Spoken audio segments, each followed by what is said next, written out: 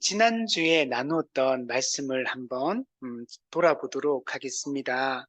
우리 지난주에 1장 1절부터 우리 7절 말씀을 우리가 살펴보았습니다. 1절부터 7절 말씀은 창세기와 출애굽기를 연결하는 그런 고리 역할을 하고 있다라고 말할 수가 있습니다. 일종의 다리 역할, 교량 역할을 하고 있는 말씀이 1절부터 7절까지다라고 말씀을 드렸습니다. 1절, 7절은 크게 두 가지의 내용이 나오는데 그 야곱 가족이 애굽으로 이주하게 되는 그런 내용이 나오고, 또 하나는 야곱 가족이 생육 번성하는 내용을 다루고 있는 것이 바로 1절부터 7절이다라고 말할 수 있습니다. 사실 이 1절부터 7절까지 이 말씀은 하나님이 족장들에게 주신 약속이 성취되고 있다라는 것을 이 말씀을 통해서 우리가 볼 수가 있습니다. 하나님께서는 족장들에게 하늘의 별과 같이 바닷가의 모래와 같이 많은 자손을 주시겠다라고 이렇게 말씀을 했습니다. 이 족장들에게 주셨던 이 말씀이 실제적으로 성취되고 있는 장면이 바로 이 출애굽기 1장의 내용이다라고 말할 수 있죠. 하나님 나라 회복에 대한 약속을 주셨는데 그 중에 자손에 대한 약속, 하나님 나라 백성의 형성에 대해서 이 말씀이 보여주고 있는 것입니다.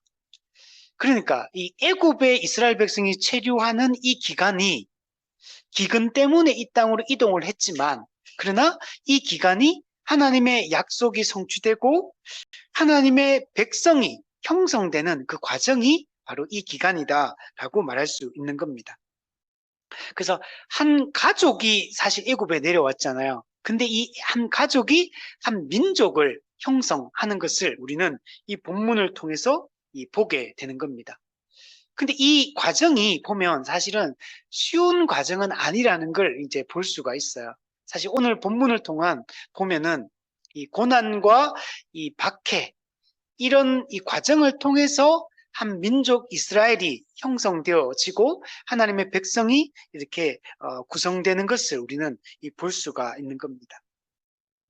그러나 야곱 가족의 이 애굽 이주는 하나님의 이 섭리 속에서 일어나고 있는 것을 우리가 알 수가 있고, 그리고 하나님의 구원 역사, 구속사가 진행되는 과정이라는 걸 우리는 알 수가 있는 겁니다.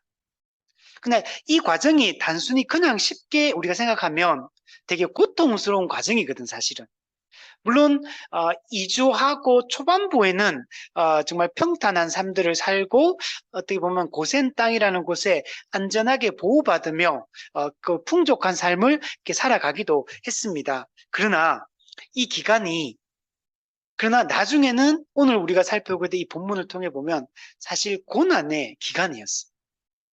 근데 이 기간이 고난이었지만 그러나 그 역사 이면에는 항상 뭐가 흐르냐면 하나님의 구속사가 흐르고 있다는 걸 우리는 이 본문을 통해 알 수 있는 거예요. 오늘 우리의 삶도 마찬가지일 겁니다. 우리의 삶 속에서도 고난이 있고 역경이 우리에게 있죠. 우리는 그런 광야의 그 시간들을 우리는 거쳐가게 됩니다. 그러나 그 과정들이 그냥 헛된 시간은 분명히 아닐 겁니다. 그 광야의 시간을 통해서 하나님은 구원 역사를 이루어 가실 것이고 우리를 다듬어 가실 것입니다. 우리는 이것을 믿고 우리가 살아갔으면 좋겠습니다. 창세기 15장 13절에 보면 하나님이 아브라함에게 이미 이렇게 말씀하셨죠. 내 자손이 이방에서 객이되어 그들을 섬기겠고 그들은 400년 동안 내 자손을 괴롭게 할 것이다. 네, 실제로 하나님이 아브라함 생애 초반기에 말씀하셨던 이 말씀, 예언의 이 말씀이 실제적으로 성취되면서 하나님의 구원 역사가 이루어지고 하나님의 구원 계획이 성취되어 간다는 걸 알 수가 있습니다. 족장 중심의 이 구속사가 이제는 국가 중심의 구속사로 발전되고 확대되고 있다는 것을 오늘 본문을 통해서 우리는 알 수가 있는 겁니다. 그럼 가나안에서 애굽으로 내려온 이 야곱의 이 가족은 70명이었습니다. 근데 이 70이라는 숫자는 매우 중요한 의미를 가지고 있다 그랬죠. 7 곱하기 10, 완전수 곱하기 충만수. 즉 하나님은 이 70명의 가족이 이 땅에 내려왔지만, 그러나 하나님은 이 하나님 나라 백성을 구성할, 언약 백성을 구성할 이 사람들을 완성시킬 것이다. 충만한 하나님의 백성을 만들 것이고 하나님의 나라를 이룰 것이다 라는 것을 이 70이라는 숫자를 통해서도 잘 보여주고 있습니다. 그래서 그 70이 이제는 장정만 60만 명이 되는, 그리고 전체 인구를 따지면 적어도 200만 명 이상의 하나님의 백성이 만들어지는 것을 우리는 볼 수가 있습니다. 그것을 우리가 지난주에 7절 말씀에서 이렇게 말씀했죠. 이스라엘 자손은 생육하고 불어나 번성하고 그리고 매우 강하여 온 땅에 가득하게 되었다. 네, 온 땅에 가득하게 되. 이것도 되게 중요한 의미가 있을 것 같아요. 그리고 이들은 하나님 나라 백성을 형성하잖아요. 근데 나중에 장차 하나님의 나라가 온 땅에 가득하게 될 것을 보여주고 있는 거예요. 온 세상이 하나님 나라 백성으로 가득 차게 될 거예요. 하나님의 언약의 자손들이 온 세상을 가득 채우게 될 것을 이런 보여주고 있는 겁니다. 이게 이사야에서 보면 물이 바다를 덮은 같이 여호와의 영광을 인정하는 것이 온 땅에 가득하게 될 것이다. 이게 다니엘서 2장 44절에 하늘에 하나님이 한 나라를 세우시리니 그 나라는 영원히 망하지 않는 나라고 그 주권이 다른 백성에게 흘러가지 않을 것이고 그 나라는 영원할 것이고 그 나라는 온 땅에 가득하게 될 것이다. 그죠? 하나님의 요한계시록 11장 15절 말씀에서도 세상 나라가 그리스도의 나라가 되어 그리스도가 세세토록 영원히 이 세상을 통치하게 될 것이다. 하나님 나라가 완성될 것을, 그리고 그 나라는 오직 하나님을 하나님으로 인정하고 그의 말씀에 순종하며 살아가는 하나님의 백성으로만 구성된 영원한 나라, 그 나라가 세워질 거라는. 그 나라는 어떤 나라냐? 사무엘하 7장의 다윗 언약을 통해서 다윗의 후손으로 오실 그 왕, 참된 왕, 그 왕이 다스릴 것이고 그 다윗의 왕위를 이어서 그 다스릴 그 왕의 통치를 통해서 영원히 그 왕위가 정말 망하지 않는 그 나라가 세워질 것이다 하고 말했던 그 나라, 그 나라가 실제적으로 이루어질 것을 여러분 보여주고 있는 것입니다. 여러분, 이것은 이 이스라엘 민족의 이 형성, 언약 백성의 형성, 그리고 이 언약 백성의 생육과 이 번성은 자기들의 힘이었습니까? 자기들의 노력의 결과였습니까? 아니에요. 하나님의 은혜, 하나님의 기적적인 보호와 하나님의 섭리 속에서 이 민족이 형성되었다는 걸 볼 수가 있습니다. 하나님의 함께 하심의 결과로서 이스라엘 민족이 세워졌다라는 것을 볼 수가 있습니다. 하나님의 보호하심 가운데, 하나님의 언약적 신실함 가운데 하나님이 언약을 성취하심으로 이 나라가 세워지고, 지금 그 나라가 이제 세워지는 이제 첫 시작 스타트를 지금 끊고 있다라는 것들을 볼 수가 있습니다. 네. 하늘아, 자, 일어나자. 자, 그게 우리가 지난주에 우리가 살펴보았던 내용이에요. 여러분, 이 세상을 살아가는 것이 결코 만만하지 않잖아요.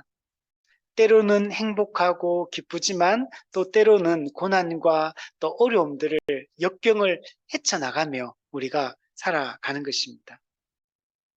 제가 어제 설교 준비하다가 잠깐 유튜브를 보는데 그 부부에 대한 얘기를 하는 프로그램이 있더라고요. 서장훈하고 이렇게 나오는 그런 프로그램이 있더라고요. 거기 나와서 이제 짧게 요약한 그 이제 부부 상담하고 이렇게 하는 걸 이제 그 내용을 봤는데 참 이렇게 힘들더라고. 새 가정에 대한 얘기를 봤거든요. 새 부부다 진짜 힘든 과정을 거치고 살고 있고. 근데 그 문제는 그 부부가 그렇게 이제 관계가 힘들고 어려우니까 그게 그 어린 자녀들한테 영향이 고스란히 그렇게 가더라고요. 그러면서 가족 전체가 이렇게 고통 가운데 이렇게 들어가는 것들을 볼 수가 있었습니다. 근데 그게 그 가정들만 그렇겠습니까? 그 가정들에만 그런 어려움의 문제가 있고 다른 사람들은 다 행복하게 정말 룰루랄 이렇게 살겠습니까? 다들 어려움들을 가지고 있고 아픔들을 다 가지고 있잖아요. 근데 여러분, 이런 세상이 만약 영원하다면 우린 정말 힘들 거예요. 이 세상의 삶이 정말 이런 삶이 영원히 연장된다면 얼마나 여러분 고통스럽겠습니까?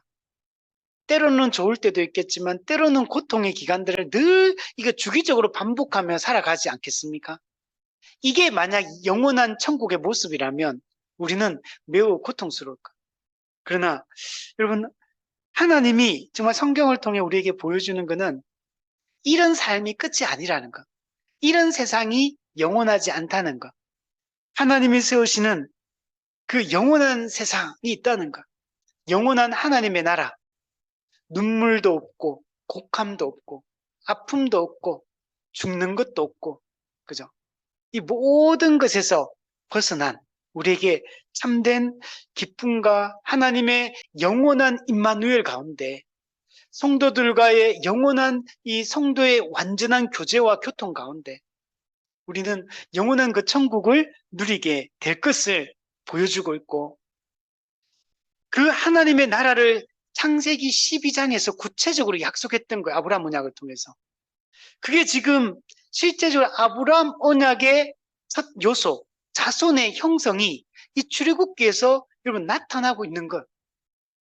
실제로 이 자손들이 지금 형성되고 있고, 이 또 땅에 대한 주권에 대한 그 약속들이 하나씩 하나씩 성취되어서 구약의 그 이스라엘 나라라는 다윗 왕국이라는 이 하나님 나라의 모형이 구약시대 실제로 만들어졌던 것. 그래서 다윗과 그 솔로몬 시대에 이루어진 그 다윗 왕국, 그 솔로몬 왕국의 그 특징이 뭐냐면 부유합니다. 무강해요. 그들이 은과 금을 막 평지에 그저 돌멩이 같이, 예, 백향목 그런 나무들 정말 그 가장 아름답고 멋지고 강한 그런 나무들로 만든 이런 다윗 왕국을 만드는 것. 하나님의 율법으로 통치하고 그 부유하고 부강하고 평안하게 살아가는 그 하나님의 나라가 구약시대 때 다윗 왕국을 통해 모형적으로 만들어졌던 것. 그러나 그것이 모형이었기 때문에 완전한 그 나라가 또 예수 그리스도를 이 땅에 보내어서 실제로 이 땅에 교회를 세움으로 그 하나님의 나라를 실제적으로 성취하고 실제적으로 회복한 것을 이 땅에서 우리는 교회를 통해서 맛보게 하신 것. 그러나 이 교회조차도 어떻습니까? 완전하지가 않은 겁니다. 근데 예수님 말씀하신 거, 내가 속히 오리라. 내가 반드시 다시 오리라.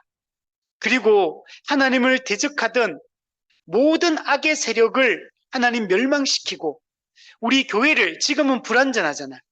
불완전하고 연약함이 남아있어요. 근데 우리의 생각과 우리의 지각과 우리의 감정과 우리 모든 것들을, 생각과 이것을 완전히 새롭게 해서 우리를 이제 그 나라에 들어가게 할 것이고, 그 영원한 나라, 그죠?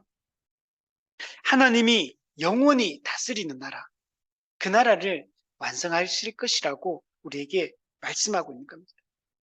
그 나라는 하나님이 장차 우리와 함께 하신 나라고, 그 나라는 하나님이 영원히 임마누엘 하시는, 임마누엘을 완성시키는 그 나라가 될 거라는 거예요.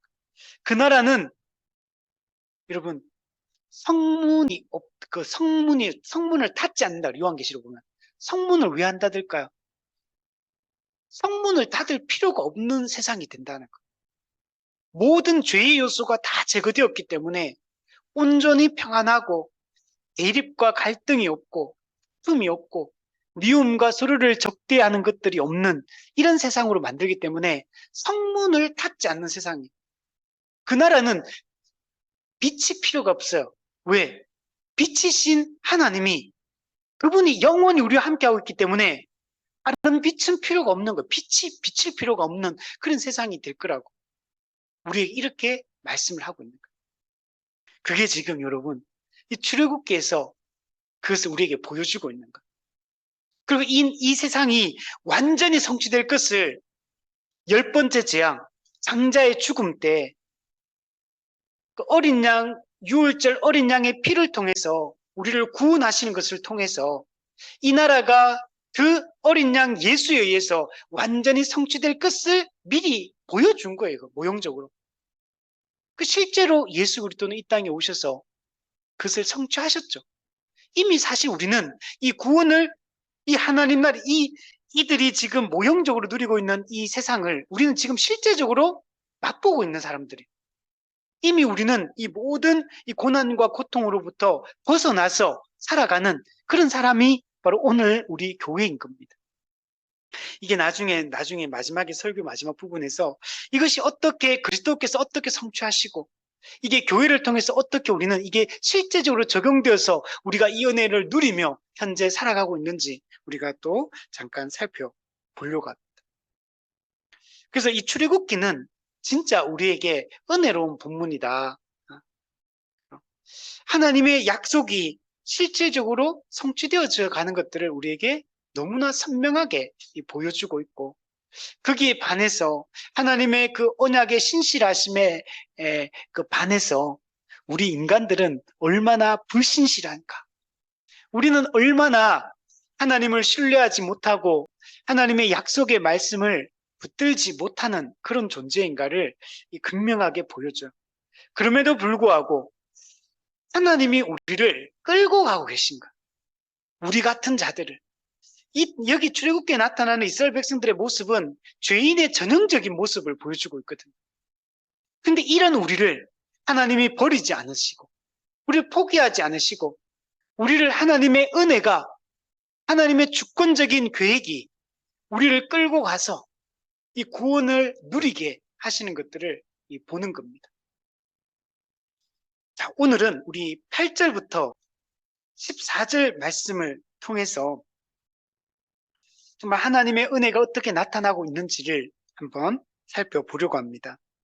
이스라엘 백성은 애굽으로 이주해서 여러분 새로운 국면을 맞이하고 있는 것을 볼 수가 있습니다. 이 오늘 본문은 이스라엘 민족에게 닥친 그 고난에 대한 이야기를 하고 있고 그럼에도 불구하고 하나님의 구속사가 어떻게 여전히 이 고난 뒤에서 움직이고 있는가, 하나님의 구속사가 어떻게 펼쳐지고 있는가에 대한 그 배경을 보여주고 있는 본문이라고 할 수 있습니다. 애굽에 요셉을 알지 못하는 새 왕이 등극하게 되고 이 왕은 이스라엘 백성을 이 히브리 민족을 학대하기 시작합니다. 그런데 놀라운 것은 이 이스라엘 백성은 학대를 받으면 받을수록 더욱더 번성하고 퍼져 나갔다는 것. 이게 놀라운 것입니다. 여러분, 보통은 학대를 받으면 약해져야 되잖아요. 그죠? 압박하면 사실은 쪼그라들어야 되거든요. 근데 학대를 하면 할수록 더욱더 번성하고 더욱더 퍼져나갔다는 거야. 이거는 여러분 은혜가 아니면 이럴 수가 없어요. 그럼 학대받으면 그럼 박해를 받으면 전부 다 위축되는 게 그게 당연하거든요. 사람도 압박받으면 위축되거든요. 쪼그라들거든요. 사람이. 마음이 쪼그라들고 막 그러거든요. 여러분 가장 강력했던 그 이전의 로마 제국 1000년을 왔지만 결국은 무너지잖아요. 결국에는 다 세상 나라는 무너지게 돼요. 그러나 하나님의 나라는 무너지지 않는 나라예요.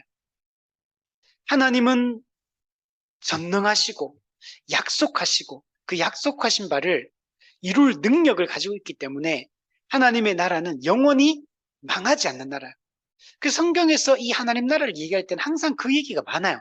영원히 망하지 않는다. 주권이 다른 백성에게 넘어가지 않는다. 왜? 그 나라의 왕이 하나님이시기 때문에 그래요. 예수 그리스도가 왕이시기, 참된 왕이 예수 그리스도이시기 때문에 그 모든 수많은 대적이 하나님의 나라를 무너뜨리고 하나님의 백성을 무너뜨리려고 하지만 그분이 더 세기 때문에 망하지 않는, 여러분, 그런 나라입니다. 이스라엘 백성은 학대를 받을수록 더욱더 번성합니다. 출애굽기 12장에 보면 이런 표현이 있어요. 이스라엘 백성들이 애굽에 거주하고 난해 430년이라 이 430년이 끝나는 날에 이들이 애굽 땅에서 이제 출애굽하거든요. 이 출애굽할 때 뭐라고 표현하냐면 우리가 생각할 때는 어떻게 표현해야 됩니까? 이스라엘 민족이 애굽 땅에서 나왔다 이렇게 표현해야 되잖아요. 근데 뭐라고 표현하는지 아세요? 이스라엘 민족을 다르게 표현해요. 여호와의 군대가 이스라엘 다 애굽 땅에서 나왔다 이렇게 표현해요. 여호와의 군대라고 표현해요. 하나님께 속한 자들이고 군대를 이뤘어. 군대는 수많은 무리라는 얘기를 하거든요. 아주 강한 군대로서 사실 이스라엘 민족 어떤 사람이었어?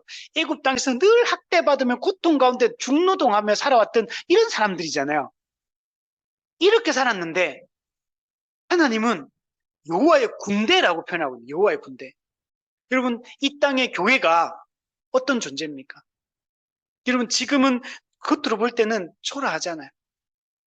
교회는 점점 약해지는 것 같고 믿는 자들의 수는 점점 줄어드는 것 같고 이 땅의 교회는 지금 쪼그라들고 위축되고 사회로부터 정말 모욕당하고 그죠? 우리가 또 우리 교회를 볼 때도 지금 우리 스스로가 사실은 교회가 지금 위축돼 있다고 느껴져요. 우리의 마음이. 아무리 세상에 복음을 외쳐도 세상은 반응하지 않고 돌이키지 않는 그죠? 이런 걸 경험하고 교회 안에 있는 우리를 우리 자신의 모습을 봐도 우리가 정말 담대하고 강하고 막 능력으로 확신 가운데 굳건하게 서서 하나님의 그 능하심을 믿고 여호와의 군대처럼 이렇게 나가야 되는데 우리 마음은 또 그렇지도 않아. 그죠? 그럼에도 불구하고 하나님은 우리를 뭐라고 말씀하시냐면 여호와의 군대라고 표현하고 하나님께서 그 소심한 기도원을 향해 큰 용사여 내가 너와 함께 하도다. 기도원은 소심한 그런 사람이었거든요. 그러나 왜 큰 용사라고 말합니까? 여호와가 함께 하기 때문에 큰 용사라고. 지금 이스라엘 백성 어떤 사람이에요? 얼마나 앞으로 보시면 우리가 잘 알잖아요. 얼마나 찌질하게 행동하는지 몰라. 그죠? 얼마나 변덕이 심하고 얼마나 믿음이 없으며 얼마나 상황에 이리저리 휩쓸리는 사람들입니까? 그런데 하나님은 이스라엘 백성을 향해 여호와의 군대라고 이런 표현하고 있는 겁니다. 그는 우리의 힘과 능력이 아니라 우리의 노력이 아니라 하나님의 열심이 하나님의 그 계획이 하나님의 작정하심이 이 모든 일을 이루어가고 있다는 걸 우리에게 보여주고 있는 겁니다. 우리 8절부터 10절 내용을 한번 보시면 우리 같이 한번 읽어볼까요? 시작.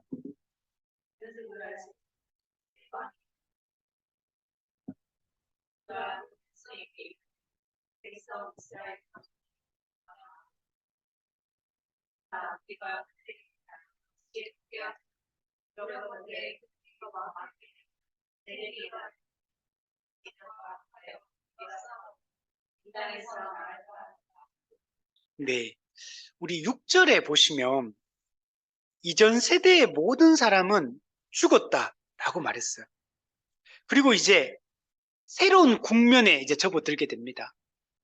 요셉을 알지 못하는 새 왕이 일어났습니다. 요셉을 알지 못하는 새 왕이 일어났다. 이 말은 새로운 왕조가 등극했다는 걸 얘기하는 거. 그리고 왕조가 바뀌는 거는 예를 들면 우리나라도 그렇죠. 이씨 조선이잖아요. 근데 이씨가 아니라 박씨, 김씨 이렇게 만약에 하면 왕조가 바뀌는 거. 지금 애굽에 원래 이 왕조가 그 요셉이 총리로 있을 때 이때 힉소스 왕조입니다. 근데 이 왕조를 그 다음에 제18왕조가 이 17왕조인 힉소스 왕조를 이게 반란을 일으키가 이들을 몰아낸 거예요. 왕조가 바뀐다는 얘기는 이게 엄청난 변화가 되는 거예요. 여러분, 우리나라는 왕조가 바뀌지 않잖아요. 그죠? 우리는 계속 한민족이 같이 이렇게 왔지만 중국 같은 경우는 다르거든요. 중국은 뭐 청나라, 당나라, 그죠? 명나라, 그 왕조가 바뀐 거거든요. 이것처럼 애굽이라는 하나의 나라지만 새로운 왕조로 여러분 바뀌게 된 거예요. 지금 새로운 세대가 여러분 등장했고 시대가 완전히 전환이 일어난 거예요. 그러니까 이거는 지금 어떤 거냐면 상황이 완전히 바뀐 거예요, 지금. 엄청난 어떤 시대적 변화, 어떤 국가적 변화, 이게 바뀌었다는 얘기예요. 이게 바뀌면 이스라엘 민족에는 영향을 안 미칠까요? 엄청난 영향을 미치게 된 거예요. 애굽에 이 새로운 왕이 등장하면서, 새로운 왕조가 등장하면서 이스라엘 민족의 상황은 급격하게 나빠지기 시작합니다. 이전까지 요셉이 총리로 있었잖아요. 그리고 그 이전에 그 왕조, 힉소스 왕조, 그 왕조 아래에서는 이스라엘 민족은 고센 땅에 특별히 구별되어서 보호받고 있었어요. 그죠? 엄청 그 왕조 자체가 이스라엘 민족에게, 히브리 민족에게 되게 호의적인 이런 사람들이었거든요. 근데 새롭게 등장한 이 왕은 어떤 사람이냐면 요셉을 알지 못하는 새 왕이다. 요셉을 알지 못해요. 요셉이 과거에 엄청난 일을 했고, 그래서 요셉의 그 지혜 때문에 애굽이 얼마나 평안하고 대흉년 속에서도 정말 잘 살아왔잖아요. 그런데 왕조가 바뀌면서 요셉을 알지 못해요. 과거 총리 요셉의 그 공로를 기억하지 못하는 이런 새로운 왕조가 등극하게 됐어요. 그러므로 이제는 과거에 보호받던 이스라엘 민족이 이제는 이 새 왕조에 의해서 오히려 박해받고 엄청나게 고통 가운데 여러분 빠지게 여러분 된 겁니다. 오늘 우리에게도 이거는 좀 적용해 본다면 우리도 정말 우리 삶의 어떤 큰 변화와 시련이 우리에게 찾아올 수 있잖아요. 우리 평화로운 시기를 우리가 살아갈 때도 있지만 때로는 우리 삶에 정말 광야를 인생의 풍랑이 치는 때를 예기치 않은 그 고난이 우리 삶에 닥칠 수 있는 겁니다. 이러한 때 우리는 하나님을 바라보아야 되잖아요. 이스라엘 백성들도 이 고난과 이 박해 시기에 이때 하나님을 바라보아야 됩니다. 근데 사실 이스라엘 백성 스스로가 하나님을 막 찾고 막 의지하고 막 그랬다기보다는 사실은 하나님이 이들에게 찾아오시고 하나님이 이들에게 위로하시고 이들을 격려하시고 이들을 이끌고 가고 계신다는 것을 우리는 사실은 보게 됩니다. 사실 우리도 이러한 때 우리가 예기치 못한 고난을 만나게 되면 사실 우리가 당황하게 되잖아요. 그죠? 우리가 영적 멘붕에 빠지게 돼요. 그래서 이때 우리가 막 이렇게 마음이 요동치고 정말 힘들어하고 정말 절망하고 이때 더 하나님을 의지하고 찾아야 되는데 사실 이 큰 고난이 다가오면 사실 멘붕에 빠지면 기도조차도 안 되죠. 그냥 힘들어하기만 해. 그냥 불평과 원망과 그 고통 속에 우리가 빠지게 되잖아요. 그죠? 그럼에도 불구하고 하나님이 오늘 본문을 통해 보면 하나님 그때도 우리와 함께 하신다는 걸 우리가 알 수 있고 그래서 우리가 이 우리의 삶이 늘 안정되고 평화로우면 좋은데 그렇지 않을 때가 많아요, 인생이. 그때 여러분 좀 하나님을 우리가 바라볼 수 있으면 좋겠고 하나님의 그 고난 속에서도 우리와 함께 하신다는 사실, 그 고난 가운데서 하나님의 구원의 역사가 더 크게 작용한다는 사실을 우리가 믿고 우리가 하나님을 정말 바라볼 수 있었으면 우리 좋겠습니다. 요셉은 그 7년 대흉년 가운데 이스라엘 그 애굽 민족이 살아남을 수 있는 그 곡식을 저장하게 되고 그리고 오히려 그 대흉년 기간이 애굽 민족 입장에서는 오히려 더 강성해지는 그런 계기가 되었어요. 그죠? 그걸 지혜롭게 곡식을 저장하고 민족들도 와가지고 이 곡식을 사게 되고 그 과정 속에서 사실 야곱 가족도 이주를 하게 되잖아요. 그러니까 오히려 애굽을 그 가장 위기의 순간에 더욱더 애굽을 강대하게 하고 무강하게 하는 그 1등 공신이 요셉이었거든요. 근데 이 요셉을 알지 못하는 새 왕이 여러분 등장하게 여러분 된 겁니다. 그래서 이 왕조의 이 새로운 이 왕은 사실 누구냐면 투트모스 1세입니다. 애굽의. 이 사람은 제18왕조의 첫 번째 왕이에요. 그러면 제18왕조는 애굽 역사에서 아주 중요한 제국입니다. 세상적으로 볼 때는, 정치적으로 볼 때는 이 제18왕조가 등장하면서 이 애굽이 신왕국 시대를 열었다 이렇게 말할 정도로 애굽이 아주 그 이후에 아주 강대한 나라로 성장하게 되는 이 왕조가 이 18왕조입니다. 그만큼 첫 번째 그 왕이 지금 이 왕이고 이 왕이 이스라엘 민족을 학대를 여러분 했던 겁니다. 이 사람은 왜 학대를 하게 되냐면 그 이전의 왕조인 힉소스 왕조라거든요. 그 힉소스 왕조는 애굽 본토인이 아니에요. 이 사람들이 이방 민족이에요. 이방 민족인데 이 사람들이 애굽의 왕이 된 거예요. 그리고 애굽 왕조, 힉소스 왕조를 열었었고, 그러니까 애굽 본토인 입장에서는 어떻겠어요? 화가 나겠죠. 그러니까 빨리 이 왕조를 몰아내고 애굽 본토인이 이 애굽을 다시 통치하게 되기를 얼마나 꿈꾸고 왔겠습니까? 그게 실제로 실현이 되어서 지금 이게 이루어진 거예요. 이렇게 이루어졌던 거거든요. 그러니까 근데 이스라엘 민족은 힉소스 왕조 때 거기서 보호받고 그들에게 호의를 받으며 살아왔잖아요, 이때까지. 그러니까 새로운 왕조가 등극하니까 당연히 이스라엘 민족에게 호의적인 감정이 있겠습니까? 이전 왕조와 친했던 사람들이잖아요. 그러니까 그런 사람들이니까 당연히 이 사람들 입장에서는 좋게 호의적으로 대할 수가 없죠. 또 오늘 우리 본문에 보면 이 딱 등장했는데 딱 와서 왕이 되어서 딱 보니까 어떠냐면 이스라엘 민족이 보통 이게 거대하지가 않은 거예요. 우리 오늘 본문에 보면 이 백성 이스라엘 자손이 우리보다 많고 강하도다. 이제 이 제18왕조가 들어섰는데 보니까 히브리 민족이 너무나 많고 강하기도 한 거예요. 그러니까 단순히 숫자만 많다면 좀 덜 할 텐데 이 사람들이 단순히 많은 게 아니에요. 많고 강해요. 그러니까 너무나 위협적으로 여러분 보이는 겁니다. 그래서 이 세 왕이 자기 민족 애굽인들에게 오늘 본문에 보면 거기 보면 9절에 보면 그 백성에게 이르되 그 백성은 누굽니까? 애굽 사람들을 말한 거. 근데 뒤에 보면 이 백성은 누굽니까? 이스라엘 민족을 얘기하는 거. 그 백성에게 이 백성을 가만히 두면 안 되겠다. 너희들이 이제부터 경계해라. 히브리인들을 경계해라. 이렇게 명령을 내리게 됩니다. 그럼 실제로 그러면 이스라엘 민족이 애굽 민족보다 숫자적으로 더 많았을까요? 그렇지는 않겠죠.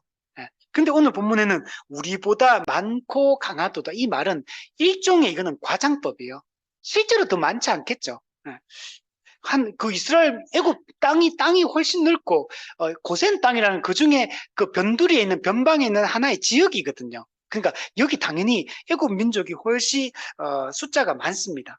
그럼에도 불구하고 새 왕이 등장해서 보니까 이 이스라엘 민족이 많고 강하도다 이렇게 말할 정도로 애굽 사회 내에서 이 이스라엘 민족의 영향력 그리고 그 번식의 속도, 생육하고 번성하고 그들이 미치는 영향력 이것이 너무나 급속하게 빠른 거예요.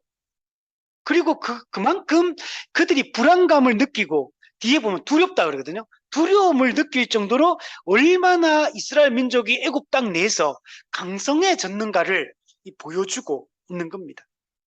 그러니까 이 새 왕이 등장해서 이 이스라엘 민족의 영향력을 이제 억제해야 되죠. 그들의 번식을 억제해야 되는 거예요. 이제 우리가 이렇게 넉넉고 있다가는 큰일 나겠다.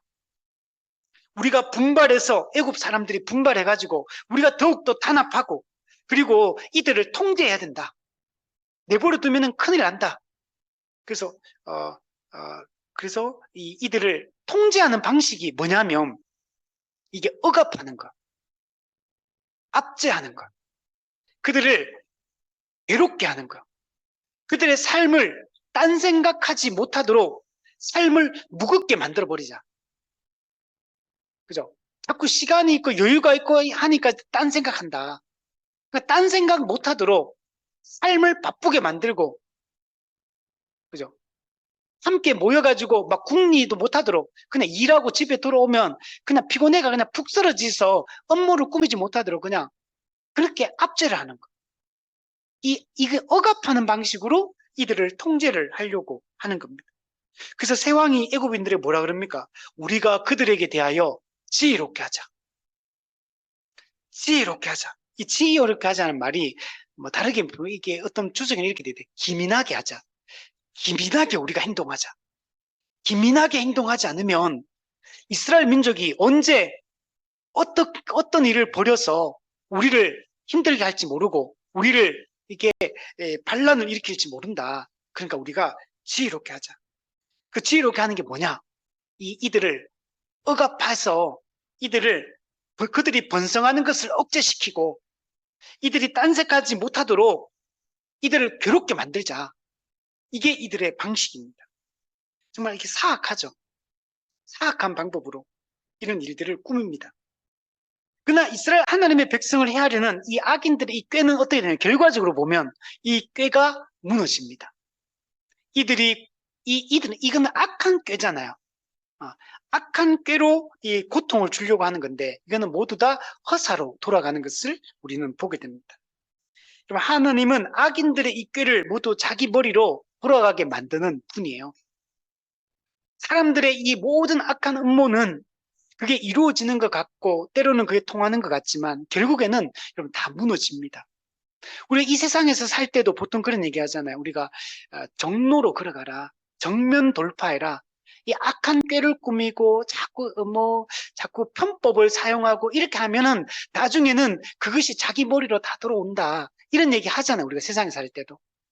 정말 그렇습니다. 여러분 하나님은 공의로운 분이에요. 당장 공의가 시행되지 않을 수는 있어요. 지금 당장 악이 득세하고 정말 악한 자들의 그 편법이 통하는 것처럼 보일 때도 있어요. 그래서 때로는 그 편법을 사용해서 하는 인간들이 정말 잘 되고 정말 막 수명도 장수하고 막 잘 살고 떵떵거리고 막 그렇게 되는 것처럼 보일 때도 있죠. 그러나 결국에는 그 편법, 그 악한 꾀는 자기 머리로 여러분 돌아가게 돼 있어요. 우리는 이렇게 하면 안 됩니다. 우리는 하나님을 신뢰해야 돼요. 하나님은 공의로운 분이라는 걸 믿어야 돼요. 우리는 늘 정로로 걸어가야 돼요. 우리 철로역정도 보면 자꾸 막이 어떤 거냐면 이 정로가 있는데 이 좁은 길에서 벗어나게 하려고 자꾸 해요. 자꾸 옆길로 새도록 자꾸 만들어, 마귀가. 이게 마귀 쓰는 방법이에요. 근데 이 마귀가 이 옆길로 새게 만들 때 어떻게 되냐면 되게 교묘하게 해요, 교묘하게. 사람들의 마음을 미혹시키는 방식으로 사람들이 매력을 느끼는 그런 것들로 가지고 미혹해가지고 사람들이 거기에 이 정말 달콤한 속임수로 이렇게 이게 고함직하고 먹음직하고 탐스럽게 보이는 그런 것들로 사람들을 혹하게 해가지고 그게 빠지게 만드는 이게 마귀가 쓰는 방법. 여러분 옆길로 빠지면 다 망하는 길이에요. 하나님은 우리가 정로로 걸어가는 거예요. 이 정로로 걸어가는 이 과정이 힘들 수 있거든요. 그러나 우리는 이 길을 걸어가야 돼요. 정면 돌파. 이것만이 우리가 살 길입니다. 여러분 결국 이 애굽인들은 이런 사악한 음모를 꾸미지만 그러나 결국 어떻게 되냐면 출애굽기 15장 3절 7절에 보면 이런 말씀이 있어요. 여호와는 용사시니 여호와는 그의 이름이시로다. 그가 바로의 병거와 그의 군대를 바다에 던지시니 최고의 지휘관들이 홍해에 잠겼고 깊은 물이 그들을 덮으니 그들이 돌처럼 깊음 속에 가라앉았도다. 여호와여 주의 오른손이 권능으로 영광을 나타내시니다.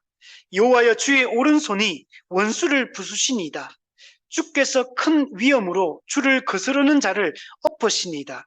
주께서 진노를 발하시니 그 진노가 그들을 지푸라기 같이 사르니이다. 결국 그들의 모든 그 악한 음모는 다 허사로 돌아가고 그들은 결국은 망하게 이러면 되는 겁니다. 그럼 에스더서에 보면 그 유대인의 대적 하만이라는 사람이 유다인들을 죽이려고 하는 장면이 나오거든요. 그들을 진멸하려고 부르, 제비를 뽑아가지고 그들을 죽이고 멸하려고 합니다. 그래서 그 악한 음모가 처음에는 통하는 것처럼 보였어요. 그러나 결국은 어떻게 되냐면 하만이 유다인을 해하려던 악한 꾀를 그의 머리에 돌려보내어 하만과 그의 여러 아들을 나무에 달게 하였다. 자기들이 유다인들을 죽여서 그 나무에 매달려고 했는데 결국은 그 악한 음모를, 그 꾀를 자기 머리로 하나님이 돌려서 그와 그의 아들들이 그 나무에 매달려 죽게 되는, 하나님이 이렇게 역사하는 것. 이걸 통해 가지고 그 이스라엘 민족, 히브리 민족, 언약 백성을 하나님이 보호하시는 것을 에스더서를 통해서 좀 보여주고 있어요.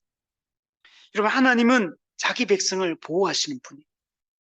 그럼 자기 백성이 하나님의 뜻 가운데 머물러 있고 그 뜻 가운데 그 뜻을 쫓아 살아가면 하나님이 그 언약을 성취하셔서 하나님의 나라를 맛보게 여러분 하실 것입니다.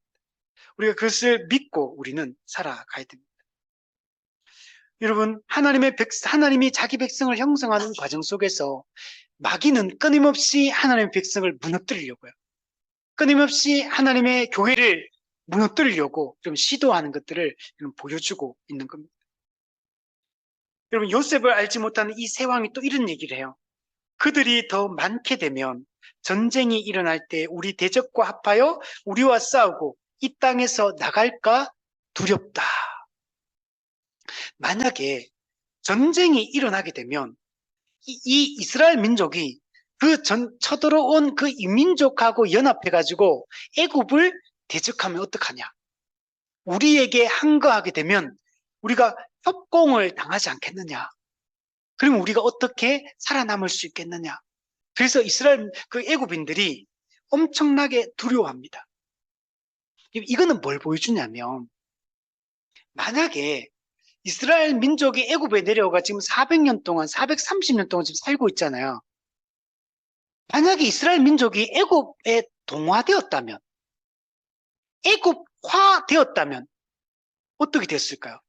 그러면 이스라엘 민족이 단순히 숫자가 많다고 이들을 경계하고 두려워할까요? 이들이 400년, 430년 동안 사는 동안에 그들의 언어가 바뀌어서 이제 더 이상 히브리어를 사용하지 않고 애굽어를 사용하기 시작하고 애굽 문화에 귀속되어 가지고 동화되고 애굽 사람처럼 옷 입고 애굽 사람처럼 생각하고 애굽 사람처럼 말하고 애굽 문화에 젖어들었다면 이제는 이들이 히브리 민족으로서의 그 정체성을 잃어버리고 애굽화되었다면 애굽인들이 단순히 혈통적으로 이스라엘 사람이라고 해서 이들을 경계했겠습니까? 그러지 않았을 거예요. 이들은 그 힉소스 왕조 동안에 고센 땅에 딱 지역적으로 구별되어 있었거든요. 근데 여러분, 지역적으로 구별되었다고 그들의 그 정체성을 잃어버리지 않을 수 있는 이유가 단지 그것만은 아니에요. 이들은 고센 땅에 지역적으로도 구분되었지만 무엇보다도 하나님의 율법을 붙들고 있는 사람들이에요. 하나님의 말씀을 붙들고 있고 족장들에게 주었던 그 회복의 약속, 그 하나님 나라 회복에 대한 그 약속을 이들이 붙들고 있었기 때문에 그 민족적 정체성을 잃어버리지 않을 수가 있었던 겁니다. 그러니까 이렇게 하고 있으니까 애굽인들 입장에서는 너무나 불안하고 여러분 두렵고 불편할 수밖에 여러분 없는 겁니다. 여러분, 애굽 사람들은 과거에 어떤 기억이 있습니까? 바로 자기들 이전에 힉소스 민족, 힉소스 이민족이 침략해가 자기들을 정복했던 기억이 있잖아요, 지금. 그걸 경험했고 그것을 이제 막 벗어나는 시점이거든. 그러니까 지금 근데 이민족, 힉소스 민족이 쳐들어와가지고 이들을 멸망시켰던 것처럼 지금 강대해지고 많아지고 있는 이스라엘 민족, 그것도 전혀 민족적 정체성을 잃어버리지 않고 있는 전혀 애굽의 동안 400년을 넘게 살고 있는데 애굽 문화에 젖어들지 않는 거예요, 사람들이. 자기 고유 문화, 그 고유 언어, 고유 정체성을 여전히 지키고 있는 사람들이에요. 그러니까 여러분, 더더욱 더 두려울 수밖에 없는 거죠. 그러니까 이들을 더 경계할 수밖에 여러분 없는 겁니다. 특히 전쟁이 일어났을 때 이들이 지금 당장 반란을 일으키지 않는다 하더라도 이민족이 쳐들어왔을 때 이들이 그들과 동조해버린다면 어떡하느냐. 외세와 결탁해가지고 애굽에 항거하기 시작한다면 우리는 막아낼 수 없다는 사실을 애굽이 너무나 잘 알고 있는 겁니다. 그러니까 두려워할 수밖에 없는 거예요. 또한 그것만 있는 게 아니에요. 지금 히브리 민족을 이들의 이 강제 노역을 통해 가지고 막대한 이득을 지금 애굽인들이 취하고 있는 상황이거든요. 그죠? 경제적 이득. 노동력을 이들이 만약에 빠져나가게 된다면 엄청난 그 노동력을 상실할 수밖에 없어요. 여러분, 이 시대는 그 자원이 뭡니까? 인구거든요, 인구. 노동력이거든요, 노동력. 이 시대는 농사 짓는 시대잖아요. 사람이 모든 걸 해야 되는 이런 노동력이 중요한 시대거든요. 그죠? 이런 시기 때문에 이 노동력이 빠져나가게 된다면 애국인들에게는 경제적 타격이 엄청나게 심한 거. 그래서 이 노동력을 상실하지 않기 위해서도 이 이스라엘 민족을 컨트롤을 어떻게 하냐, 이게 지금 중요한 거. 우리가 지금 지혜롭게 해야 될 때다. 지금 이 상황에서 우리가 지혜롭게 기민하게 움직이지 않으면 우리 민족이 큰 어려움에 처할 수 있다. 이 생각을 가지고 있기 때문에 지금 이렇게 하는 거. 그래서 어떻게 합니까? 11절에 보면 감독들을 그들 위에 세우고 그들에게 무거운 짐을 지워 괴롭게 하여 그들에게 바로를 위하여 국고성 비동과 람셋을 건축하게 하니라. 새 왕이 이스라엘 민족을 억압할, 그들을 통제할 방법을 했는데 그게 뭐냐면 무거운 짐을 지우는 거야. 무거운 짐. 그래서 괴롭게 하는 거야. 그 괴롭게 하는데 그럼 어떻게 하냐, 실제적으로 하면 바로 왕을 위해서 국고성을 건축하게 하는 거야. 여러분, 엄청난 토목 공사를 시작한 거야. 여기는 엄청난 노동력이 소요가 되고 필요하고, 그리고 이 국고성을 짓는 거, 이거는 엄청난 거대한 건축물이거든요. 여기는, 그러니까 이거는 노동의 강도가 엄청나게 세다는 얘기를 하고 있고, 노동력을 제공해야 되는 이 시간적인 이 시간, 이게 엄청 기간이 길다는 걸 염두에 두고, 그러니까 딴 생각 못 하도록 하는 거야. 그냥 계속 굴리는 거야, 계속 굴려서 딴 생각 못 하게 만들어버려. 그래서 이걸 감독하기 위해서 그 애굽인들 중에서 감독들을 세웁니다. 감독들. 이 사람들은 고위 관리자들이, 애굽의 고위 관리자, 감독들을 세우고 이 노예 관리자들을 세워가지고 이들을 통제를 하는데, 근데 그들만 세우니까 되게 조직적이에요. 애굽인들 중에 고위 그 감독들을 세우고 그 밑에는 애굽의 하급 관리들을 또 세워요. 그리고 애굽의 하급 관리들 밑에는 이스라엘 민족 중에서 누구를 세우냐면 하급 그 기록원들, 기록하는 가장 어떤 말단 관리자들, 이 사람들을 또 세워요. 그들을 통해 아주 체계적으로 이스라엘 민족들 관리 감독하고 있는 것을 여러분 볼 수가 있습니다. 아주 체계적이고 조직적으로 이스라엘 민족을 통제하고 있다는 걸 볼 수가 있고, 이걸 통해 가지고 그 고통을 가중시키는 거. 근데 여러분, 정말 이게 간악하다는 거 알 수 있는 게, 감독들을 관리자를 세우는데 애굽 사람들로만 구성을 안 해요. 자기 이스라엘 민족 중에서 그 기록원들을 세워가지고 자기 민족의 사람들을 통제하도록 통제를 하는 거. 이게 얼마나 간악한 방법인지 몰라요. 그래서 무거운 짐을 지어서 이스라엘 백성들을 괴롭게 만드는 것을 볼 수가 있습니다. 이것은 우리 앞서 창세기 15장 13절에서 이야기했던 400년 동안 내 자손을 괴롭게 할 것이다. 이 말씀이 실제로 성취되고 있는 것을 볼 수가 있어요. 국고성 비돔, 국고성 람셋을 건축합니다. 대규모 건축 사업을 시작을 한 거예요. 이 국고성이란 거는 세 가지 목적을 가지고 만드는 거거든요. 그러니까 유사시에는 이게 국고성은 보통 어디 하면 그 경계선, 그런, 그죠? 그걸 뭐라 그러죠? 이게, 어? 그거, 다른 나라와 이런 경계선, 그죠? 다른 나라와 이게 경계선 있잖아요. 이게 뭐라 그러지? 갑자기 생각 안 나. 국경선, 국경선. 그죠? 이 국경선 이 부근에다가 이런 국고성을 만들어가지고 전쟁이 딱 일어나면 당장 이게 군사 물자를 조달을 해야 되잖아요. 칼이라든지 창이라든지 이런 것들을 미리 보관해 두는 거예요, 병기를. 그래서 전쟁이 딱 터지면 여기서부터 빨리 병기를 조달해가지고 전쟁을 수행할 수 있도록 하고, 또 하나는 타작한 곡식들을 여기에 곡식을 이렇게 저장하는 창고로 이걸 만들어요.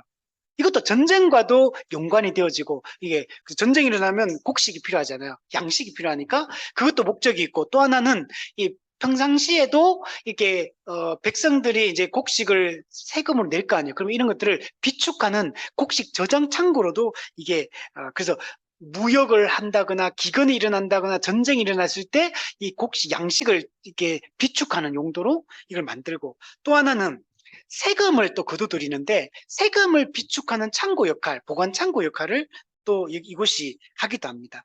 자, 이것처럼 이 국고성을 만들게 함으로 이들을 괴롭게 하는 것. 근데 이거는 겉으로 볼 때는 이런 세 가지 목적을 가지고 국고성을 만드는 거지만 실제로 가장 중요한 이 건축의 목적은 뭡니까? 이스라엘 백성을 괴롭게 하는 데 목적이 있는 거. 이게 꼭 필요하다기보다는 국고성이 지금 당장 필요해서 이렇다기보다는 이스라엘 민족을 통제하는 방법으로서, 수단으로서 어떻게 이들을 통제할 거냐, 어떻게 이들을 괴롭게 하고 지속적으로 이들을 통제할 거냐, 이게 거대한 건축 사업을 통해 가지고 하는 거. 여러분, 여기는 돌을 날라야 돼. 돌이 여러분 어마어마한 돌을 날려야 돼. 진흙을 이기고 벽돌을 쌓고, 이 과정이 여러분 지금처럼 이런 게 아니잖아요. 엄청난 거대하거든요. 이요. 여러분 저는 그 피라미드 안 가봤지만 유튜브 보니까 진짜 거대하더라고. 여행객들이 가가지고 옆에 서가 사진 찍는 거 봤는데, 그냥 막 돌아보면서 이걸 높이 이런 것들을 느낌이 오잖아. 사람이 서 있으면. 제가 유튜브 보니까 정말 돌도 얼마나 거대한지 몰라. 이걸 어떻게 쌓았을까, 이 당시에 그 무게를. 우리 그 옛날에 그 영화 나왔잖아요. 이거 영화 보면은 돌 하나 옮기는데 줄로 매달고 뭐 이렇게 옮기는 과정이 막 수백 명, 막 사람들이 제가 줄 당기고 있거든. 수백 명, 수천 명이 동원돼 가지고 이걸 당겨 가지고 그걸 돌을 한 개씩 올려야 돼. 그럼 그 돌이 그 돌 쌓는데 옆에 딱 있습니까? 수많은 지역에서 그 멀리서 이거 돌을 따듬어 가지고 그걸 끌고 왔을 거 아니에요. 그거. 얼마나 엄청난 노동력이 필요하고 보통 일이 아니거든요. 그래서 이런 데 보면 우리나라 성은 보면 좀 규모가 작아요. 이렇게 보면 우리나라 이게 성 이런 데 가서 보면 저기 그 어디죠? 저기 문경 세제 가면 그 성 있잖아요. 그게 전 영화 많이 찍는데 그거 봐보면은 작아. 우리나라 성은. 그러니까 근데 여기는 거대하거든요. 얼른 이걸 통해 가지고, 그러니까 이거 딴 생각 할 수가 없어. 이 노동 투입되면 먹을 것도 조금 주고 노동의 강도는 세고 이러니까 절대 우리 음모를 꾸며가 우리가 반란을 일으키고 이런 걸 생각할 수가 없어. 이런 걸 하면 이걸 통해 완전히 노예 근성을 만들어 버린 거죠. 노예 근성을 완전히 탁 찌들게 만들어 가지고 이들을 이렇게 통제를 하는 겁니다. 자, 그런데 12, 14절 보세요. 그러나 학대를 받을수록 더욱 번성하여 퍼져나가니 애굽 사람이 이스라엘 자손으로 말미암아 근심하여 이스라엘 자손에게 일을 엄하게 시켜 어려운 노동으로 그들의 생활을 괴롭게 하니 곧 흙 이기기와 벽돌 굽기와 농사의 여러 가지 일이라. 그 시키는 일이 모두 엄하였더라. 정말 괴롭히는 것. 괴롭게 해서 학대합니다. 근데 재밌는 거는 학대를 하면 할수록 점점 더 번성하고 점점 더 생육하고 그 영향이 점점 더 커진다는 거. 그러니까 반대로 애굽인들 입장에서는 근심이 더욱더 깊어질 수밖에 없는 겁니다. 그러면 애굽인들은 프라이드가 있거든요, 사실은. 우리는 애굽의 백성, 당시에 거대 제국이었잖아. 이 세상도 보면 그렇더라고. 이게 큰 나라 사람들은 나름 자기 자부심이 있더라고. 미국 사람들도 보면 자부심이 대단하더라고. 나는 미국 사람이다. 이런 거 있잖아. 영국 사람, 우리는 대영 제국의 후손이다. 대영 제국. 그죠? 일본 사람들은 자기들도, 그죠? 당시에 G2까지 갔잖아. 미국 다음으로 일본이 경제력이 G2까지 갔거든요. 근데, 그러니까 일본 사람들도 이 프라이드가 있고, 중국 사람들, 우리는 어때? 중화민족, 세상의 중심, 이 거대한 이 민족, 그게 있죠. 있거든, 이런 게. 그러니까 이 사람들은 이 이스라엘 민족 어떻게 생각했어요? 되게 경멸해요, 사실은. 겉으로는 우리가 막 포용하고 막 이렇게 하는 것 같아도 사실은 경멸한 마음이 한편에 딱 잠겨 있고 또 한편의 마음은 어때요? 이스라엘 민족이 점점 강성해지고 막 번성하고 생육하고 막 그러니까 두려워하는 마음이니까 극한 공포를 지금 사실 느끼고 있어요. 이런 마음으로 지금 이스라엘 민족을 대하고 있는 겁니다. 여러분 그렇거든요. 개가 길 가다 보면 왜 짖는 줄 아십니까? 무서워서 짖는 거. 그럼 호랑이든 곰도 그렇고 모든 동물을 보면요. 사람이 지나가는 뭐가 지나가잖아요. 무서워요. 무서워가지고 경계해요. 많이 짖는 개들은 무서움이 그만큼 크기 때문에 더 많이 짖거든요. 모르십니까? 그 강아지 그 프로그램 보면 알 수 있는데. 그러죠. 어. 그거 보면은 무서운 개들은 두려워서 그래. 무서워가지고. 경계하는 거. 다가오지 말라는 거. 더 다가오지 못하게 하려고 짖는 거거든요. 이 애국 민족이 만약에 아무 힘도 없는 민족이라면 이렇게 막 신경 쓰고 근심하고 두려워하고 그들이 뭐 애를 낳든 말든 신경 쓰겠어요? 힘도 없는 사람이 그 쓰는 거 뭐 신경 쓰겠습니까? 신경 안 써요. 그럼 강해지면은 옆에 있는 사람들이 경계하기 시작해요. 그죠? 우리나라도 지금 점점 강해지잖아. 그러니까 한류 막 그러니까 막 문화적으로도 막 경제적으로도 군사적으로도 막 강해지니까 경계하는 나라들이 많잖아요. 그 왜 그냥 강해지니까 두려운 거죠. 그러니까 두려우니까 어때요? 더 세게 밀어붙이는 거. 더 세게 공격하는 거죠. 그래서 일을 더욱더 음하게 합니다. 음하게 한다 표현하죠. 그리고 어려운 노동으로 또 괴롭게 한다.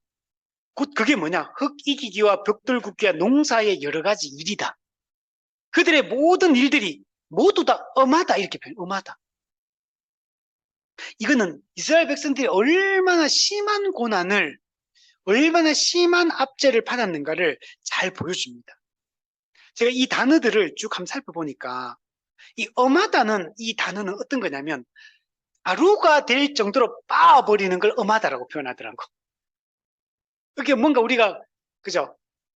우리가 고춧가루를 빻는다 할 때 완전히 가루가 될 정도로 빻아버리는 거. 그리고 빻고 이긴다. 짓이기는 거. 이런 상태를 이걸 엄하게 한다라고 표현하더라고. 다른 말은 이건 가혹하다 이런 표현으로도 이게 번역할 수 있어요. 이스라엘 백성들은 그 애굽은 여긴 더운 지역이잖아요. 낮에는 태양이 정말 내리쬐는 때거든요. 태양이 그토록 내리쬐는 그곳에서 아주 이게 노동의 강도는 아주 세고, 근데 이게 하루 이틀도 아니야. 지속적으로 이게 계속되고 있고, 민족들은 계속 억압을 하고 있고, 이런 걸 계속 시간을 지내오는 거. 그러니까 얼마나 힘들겠어. 뭔가 하루 숨을 돌릴 시간이 없이 이 고통과 억압을, 압제를 받아왔던 거. 그리고 또 어려운 노동. 이 어려운 노동은 괴로운 굴레를 씌우는 걸 얘기해요. 그러니까 굴레에 씌운다는 거예요. 그 굴레에 씌워가지고 아주 중노동을 시키는 걸 이 어려운 노동으로 이렇게 표현하거든요. 이 괴롭게 한다. 성경에 보면 출애굽 이후에 보면 괴로운 곳이 있죠. 마라. 쓴물이 나왔던 마라. 이게 이제 맛이 쓰다. 이게 괴롭게 한다는 말의 이 히브리어 단어의 의미거든요. 마라. 마라의 그 쓴물처럼. 이건 어떤 걸 말하냐면 육체적 고통뿐만 아니라 정신적 고통까지 극심하게 고통을 가하는 걸 이걸 괴롭게 한다 이렇게 표현해요. 여러분 우리가 육체적 고통을 당할 때도 정말 힘들거든요. 근데 여러분 육체적 고통을 그나마 견뎌요. 정신적 고통은 진짜 힘들거든요. 여러분 어쩌면 정신적 고통, 육체적 고통보다 더 셀 수 있어요. 우리 그런 생각하잖아요. 마음이 편하게 사는 게 제일 최고다. 그죠? 아무리 내가 좀 가난하더라도 육체적으로 좀 힘든 노동을 하면서 좀 이런 어려운 삶을 살더라도 마음이 평안하면 그 사람은 자기가 불행하다고 생각하지 않거든요. 그런데 모든 부유함이 있고 모든 삶의 조건은 다 좋아도 마음이 괴로우면 정신적으로 힘들면 그게 힘든 거거든요. 이 괴롭게 하는 거는 육체적 고통 플러스 정신적 고통, 그걸 극심하게 하는 걸 괴롭게 한다라고 표현하는 거. 그 방법이 흙 이기기와 벽돌 굽기. 흙 이기기, 벽돌 굽기, 이건 다 어떤 거냐면, 예를 들면 우리 개인 집 짓는 이런 작은 건축물을 만들 때 이렇게 하는 게 아니에요, 이거는. 이거는 거대한 성이라든지 궁전이라든지 어떤 그런 거대한 건물을 지을 때 쓸 때 하는 게 뭐냐면 흙 이기기, 벽돌 굽기예요. 그럼 이거는 보통 작은 건물들은 이만큼의 강도를 가진 이 어떤 재료를 사용하지 않는다고 말해요. 이거는 큰 건축물을 사용할 때, 그러니까 크기가 크고 무거운 이런 종류의 이 재료들인 거, 이거는 그만큼 노동의 강도가 중노동이다라는 얘기를 하는 거예요. 또 농사의 여러 가지 일이다. 이 농사의 여러 가지 일이 그냥 단순히 우리가 지금 농사가 논에 가가지고 뭐 이런 거 얘기하는 게 아니에요. 이거는 수로를 개간하는 거. 이거는 그러니까 산 같은 바위 산으로 돼 있는데 이 바위를 끄집어내가 농토를 개간하는 이런 거. 수로를 막 큰 거대한 물줄기를 끌어오기 위해서 수로를 하는 대규모 건축 공사 이런 걸 얘기하는 거. 근데 이게 노동의 강도가 엄청나게 센 일들을 얘기합니다. 그러니까 지금 애굽인들이 지금 이스라엘 민족이 하는 이 행동들은 단순히 육체적 노동을 가해가지고 고통스럽게 한다는 이 정도의 이야기가 아닙니다. 이들이 진짜 이런 걸 통해 하려고 하는 거냐면 민족성을 깨려고 하는 거예요. 애굽에 동화되지 않는, 애굽에 사람이 시간이 지나면 물들게 돼 있잖아요, 여러분. 시간이 지나면요, 민족성을 잃어버려요. 시간이 지나면 그 자기들을 착취하는 그 정복자들의 그 언어와 문화에 물들게 돼 있어요. 여러분 안 그런가요? 과거에 우리 고려인들 끌려가고 조선인들 막 끌려가고 했을 때 시간 좀 지나잖아요. 언어를 잃어버려요. 그 민족에 물들거든요. 그 민족적 정체성을 잘 못 지켜내요. 시간이 지나면. 여러분 어느 민족이 그 쫓겨나가지고 팔려가가지고 거기에 물들지 않는 민족이 누가 있어요? 이 역사를 보면 대부분 다 그 물들어 가거든요. 물론 다는 아니겠지만. 그냥 점점 그 물들어 가거든요. 그래서 이런 식민 정책들을 보면 되게 악랄하거든요. 그리고 예전에 제가 책을 읽은 적이 있는데 필리핀이 그게 포르투갈인가 스페인인지 모르겠는데 그 제국주의 시대 때 필리핀이 정복을 당하는데 어떻게 하는 줄 아십니까? 그 재밌는 게 뭐냐면 학교에 운동장을 안 만들더라고요. 학교는 아이들이 뛰는 운동장이 다 있잖아, 모든 학교에는. 근데 운동장을 왜 안 만들까요? 건강해질까 봐. 그러니까 학교에 운동장을 다 없앴다 하더라고요. 그럼 일제시대 때도 우리나라 이 민족성을 없애려고 어떤 일들을 합니까? 상시개명, 이름 바꿔버려. 언어를 사용하지 못하겠죠. 그러니까 자꾸 일본어 사용하도록 만들고, 이름 바꿔버리고, 그리고 뭐 동방요배 이런 거 하고, 그러니까 자꾸 그 계속 동방요배라는 이 행위라는 게 되게 중요하거든요. 반복적이고 지속적인 행위는 그게 물들게 만들어요. 또 했던 게 뭡니까? 우리, 그죠? 그런 것도 있고. 우리 영화로도 얼마 전에 만들어졌던 거 있잖아요. 그거. 우리나라에 그 말뚝 박는 영화. 모릅니까? 유명한 영화. 아니요. 얼마 최근에 만들어진 그, 그, 나왔던 거 있잖아요. 그거. 몰라요? 그 말뚝박, 민족 전개하려고 그 말뚝 박는 영화. 얼마 전에 나왔었잖아요. 하여튼 나왔습니다. 얼마 전에.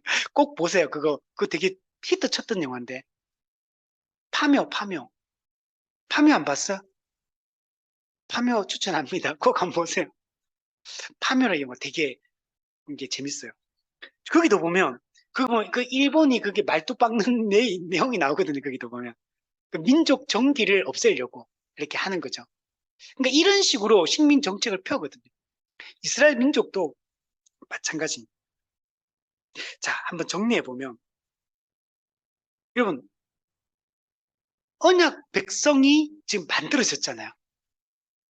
마귀는 이 언약 백성을 무너뜨리려고 하는 거예요. 하나님의 나라를 세워가려고 하는 하나님의 이 구속 역사를 무너뜨리려고 지금 하고 있어요. 그래서 이게 일정 기간은 통하는 것 같았죠. 근데 우리가 알듯이 하나님은 10가지 재앙을 통해서 애굽 신들에게 재앙을 내리죠. 그 10가지 재앙은 애굽 신들에게 대한 재앙이거든요. 그리고 하나님은 그 놀라운 방법으로 출애굽시키죠. 구원하시죠. 그리고 그들을 적과 꿀이 흐르는 가나안 땅으로 인도에 들이시는 것을 볼 수가 있습니다. 그 실제적 그 모형적 하나님 나라가 구약의 이스라엘 나라가 세워지게 된 거예요. 그러나 실제적 하나님 나라는 어떻게 이루어집니까? 지금 오늘 우리 본문에서 봤던 이것이 누구를 통해 실제로 성취됩니까?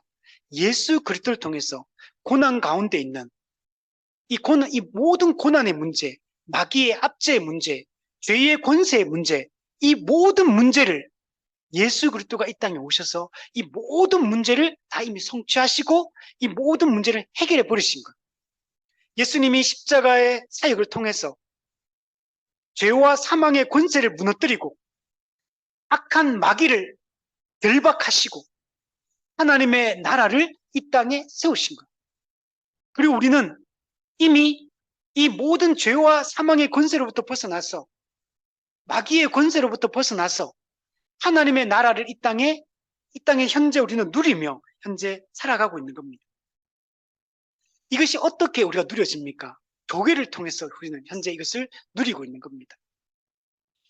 하나님은 십자가의 사역으로 죄에 대해 죽은 자, 하나님께 대하여 산자로 우리를 바꾸시고 율법의 정죄로부터 벗어나게 하셔서 이제는 죄와 사망의 권세, 마귀의 그 압제 가운데 사는 자가 아니라 하나님 나라의 생명을 누리며 우리는 살아가는 자, 의의 확신을 가지고 이 땅 가운데 현재적 하나님 나라를 누리고 지금도 우리는 여전히 마귀는 우리를 영향을 끼치고 우리를 공격하고 미혹하지만 우리는 죄와 싸워서 죄를 이기며 마귀의 모든 공격을 무효화시키며 우리 현재 살아가고 있는 겁니다.